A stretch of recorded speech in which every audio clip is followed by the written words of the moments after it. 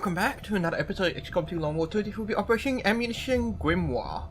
Is that the right one? I thought it had a different name last time. That was interesting. Should probably double check that. Beta was Navy Carnage and this one's Operation Grimoire.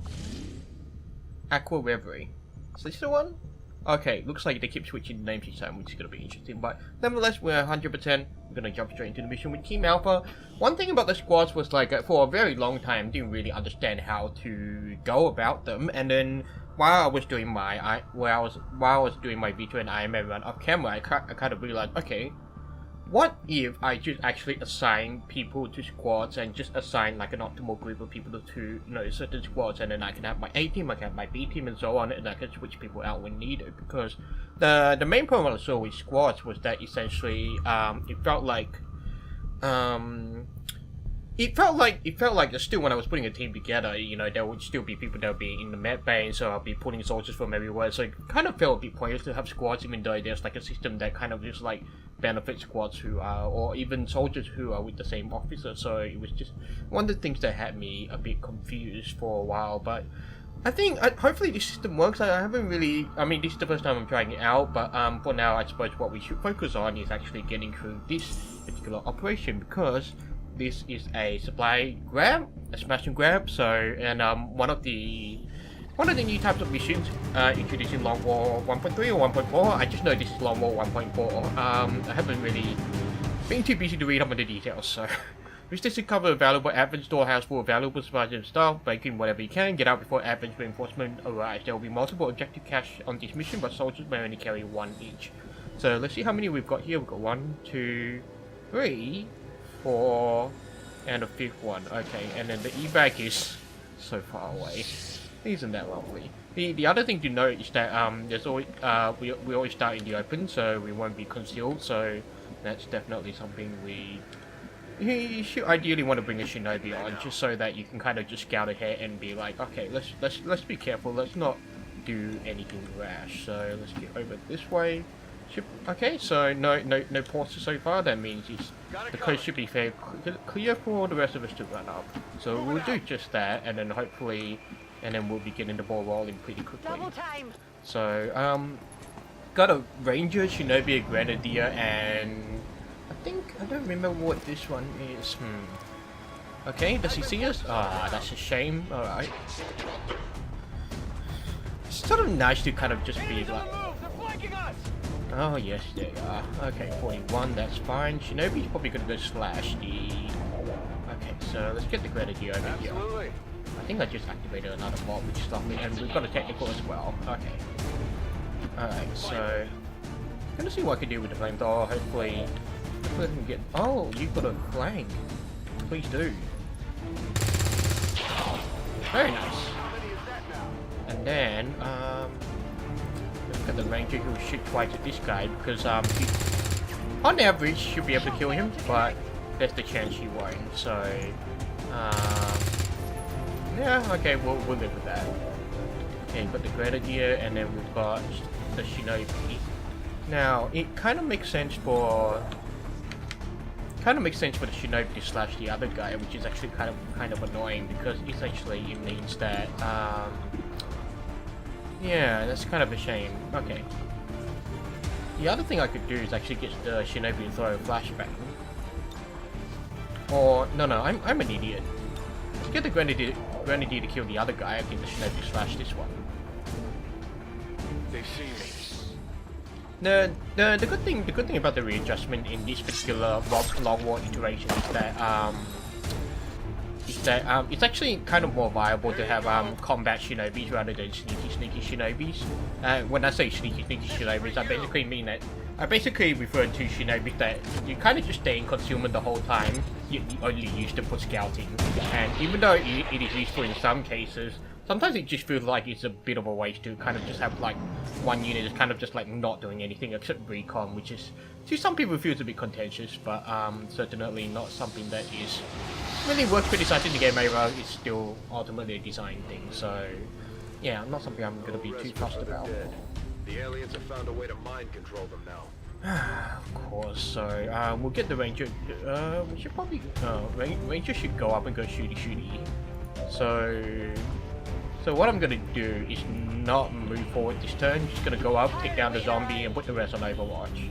So shoot the zombie, and then we'll try not to reveal any new area because obviously the zombie being there means there's a sectoid nearby. So get you up here. Sure thing. You can finish off the zombie if you can. That'll be nice. All right, that's pretty good. You can't And handle me. then now we'll just wait for the sectoid to Moving to come up.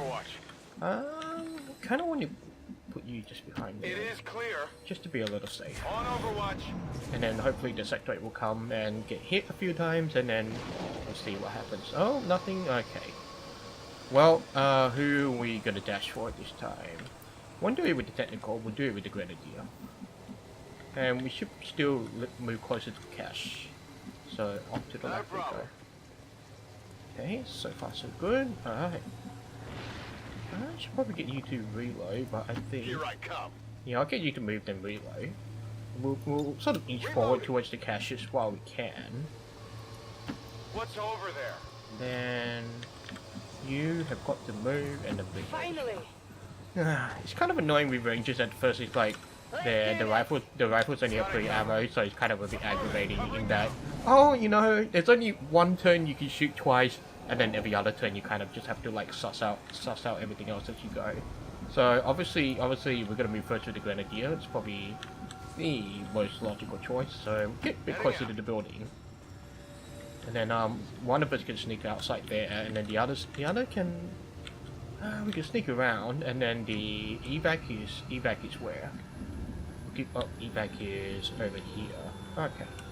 Oh, okay, that's not too bad. So we can sneak in, grab those two, maybe get someone to sneak around that side, but we don't know where the sector is, so we're not going to push our luck too much just yet. So let's get the ranger.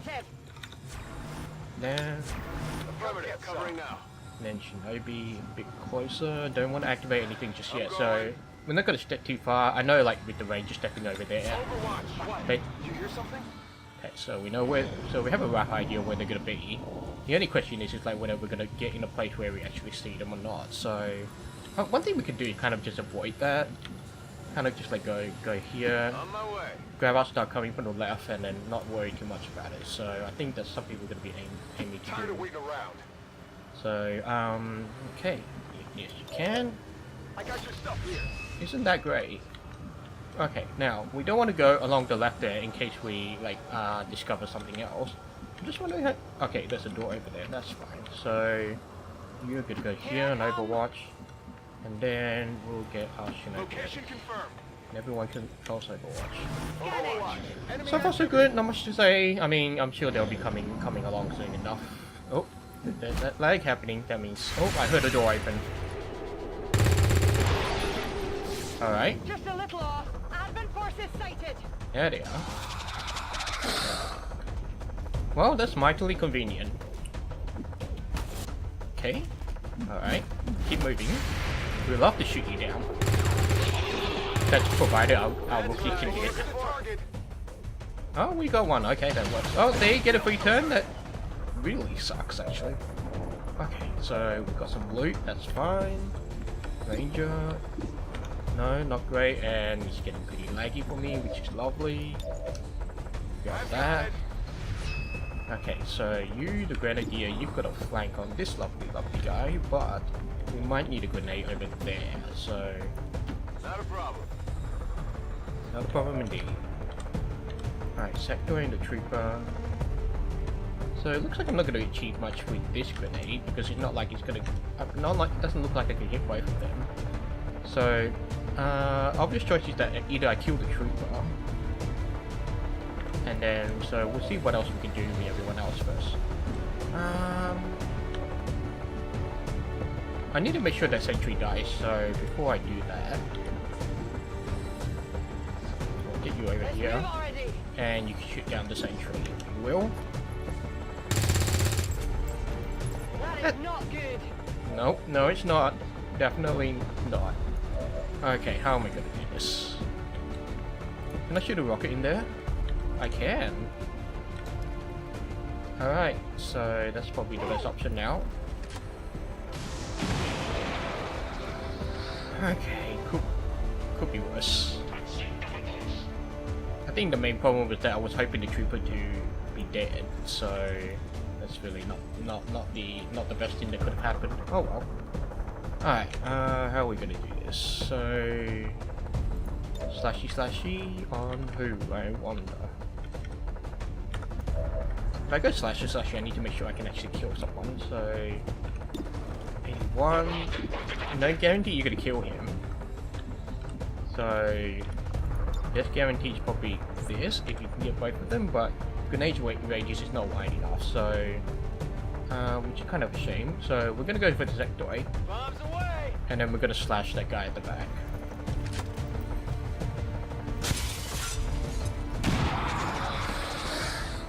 So far so good. Then slashy. I really would prefer to slash the trooper. Actually, the sentry can come over this way and actually cause us a bit of pain. So it's kind of really not a good idea, to be honest. I suppose the least I could do is get over here and you can shoot the sentry. Alright, I'll go. Alright, 57, 40. This one, can I get a grenade on that one? No, that's not gonna happen. 57, 49, look, if we can kill one guy, that'll be great.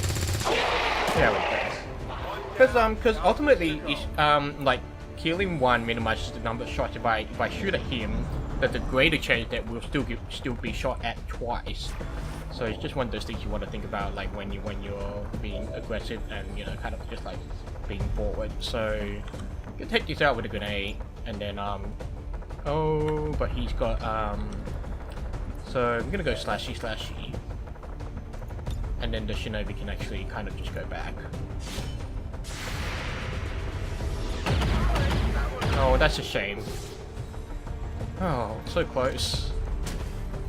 The problem is... What? Oh my... Okay, that's lovely. Alright. This game. Let's do this. Pretty please? That's more like it. This is interesting. Alright, so you've got your stuff, so I'm gonna get you to start running back to the evac. Copy that. Then you can start going in. Got it. Asset secure. Indeed. Alright. That's a bit crazy. We've got 2 people hurt already, which is not great. So it effectively means that we do have basically some people out of commission for a period of time. So we should probably just look in first, just to see that we don't have anyone that may try to fuck us up. Okay, and then you can keep running back. We've got plenty of time, so I mean it's still a bit of a long walk for some of them, but it should be fine. As long as they actually don't call in reinforcements, so I'm not too particularly worried. Okay, see, because given that the timer's going by this quickly, it means that, you know, like we don't have anything to worry about. Already there. Alright. Got that. Thank you. Now it's time for you to run back. 10-4. Okay, up here. Up you go. Finally. I feel like maybe I should just like fast forward this bit at the end. So yeah, I'll probably do that. This is Firebrand. Package is secure. Because ultimately, like all you're doing now is listening to me struggle to fill the time. So which, you know, feels kind of silly.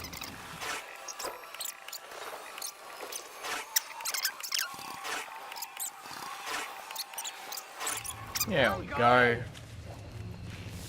All XCOM operatives are secure. Firebrand is returning to base. Status confirmed. Mission accomplished. Okay, so that was a relatively long 5 minutes for me, but for you it's been compressed down to a few seconds. So, not much to say. Fairly straightforward smash and grab. Team of 4 people could deal with whatever was coming. One thing I found in my Vigilant Iron Man run was that it's probably there's a certain stage where you want to start bringing bigger teams, but it's sort of like in the beginning now, having 4 teams, as long as you've got reliable soldiers who can shoot or who basically have guaranteed hits, that are essentially good enough to deal with some of these early missions. So Otherwise, you know, it's kind of a fairly quick mission, smash and grab. Looking forward to get some early supplies, and that's actually one other thing I want to think about or something I want to address in this particular campaign, because one thing that's been a bit of a struggle is sort of having enough supplies to get the research going and things, where you're kind of just depending on this smash and grab and other things. So we'll deal with the promotions first. It's either a rouse or fire in the hole. I always prefer fire in the hole, even though it feels silly because you've got like a bunch of rockets. So that's why he couldn't, because he's got 59 aim. That is terrible. So I will have him. I'm just trying to think about. No, we'll go for Blade Master, because the stacking aim on the blade will definitely work. You've got high aim, so Ever Vigilant is kind of a given for a ranger. It makes things so much easier to deal with, and Sapper is always given for any grenadier, at least any starting grenadier. So we've got 55 supplies, which is great. Now I just need to figure out what we do next. So we do need to complete the autopsy research. What I want to do is also set 2 of you and supply the rest on intel. We still need intel essentially to get the ball rolling. So and then I'm just trying to see where we don't have any engineers. So it looks like we're kind of just stuck with keeping on scanning until this hits 100. So there it is. So thank you for watching. I will see you on the next video, where we will take on the operation name will change, Navy Carnage. We'll get our first engineer, which means we can definitely get the ball rolling on some building. So until then, have a good one.